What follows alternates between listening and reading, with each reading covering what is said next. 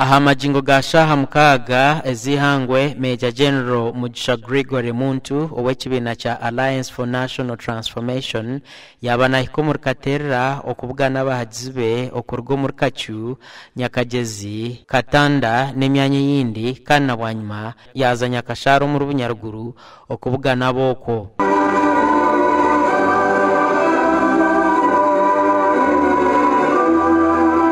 kabatahamu yaba baganza aba science na arts babaganuka orubaye batahira a government rwahwera hata ba science bari yorubaje rwabo aba arts bari abunkeke bani batere nduru na primary atitahira aje musabiri azagarkaraba araganza norguto nazagarkaraba araganza Major General Mugisha Muntu akazo mukisaka aina government aina abantu abarese government ije ati Major General Mugisha Muntu yasavinga na government ko arize kubana bagambira ubwiro bw'amazina nasavinga na government yarebe ibintu bitakugendaje yasara mukurugayo mbweni yo wacamireyo ugo no muceraki niwe mukama w'icyo nwe akerekere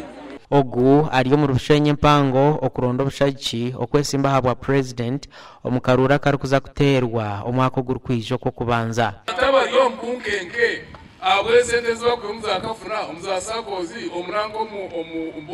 mbako ezamagoba gahiguru pasenti 3 pasenti 5 amwe pasenti 10 amwe 15 bari kuzakabanja aina umchara aina abana aina mabanja gahasimu aga MTN aga Airtel aina mabanja aga batahibe bimwetorire byona ezo nenko ni chesebo omukugamba kwe Mugisha Gregory Muntu yaraganso kurwanisa obushomanku zo butekere musheke omwihanga abantu limpurango nyamesha nzikibarumba kandi zishisha n'emisiri yabo uwaya y'amashanyarazi nogerane gurashe nziya kugitaho tusente nyingi kongano basiba bwiba twagambaho nabamumbatura ahariye be barukwenda president orarabeho abakorre Rubirizinga district corruption yahigo kandi ninjira turebera amahanga minji nkakimbyonga za North Korea bakwata babita abandi babasiba abandi bakora kandi ngire vunerezo by'abantu barukora kutevero oyiro bitiko mu gukora Mugisha Muntu nyencha kare naija kusibo mu Rwampara ari kushero bushagici gasha kwa Onesimus Ndianabo.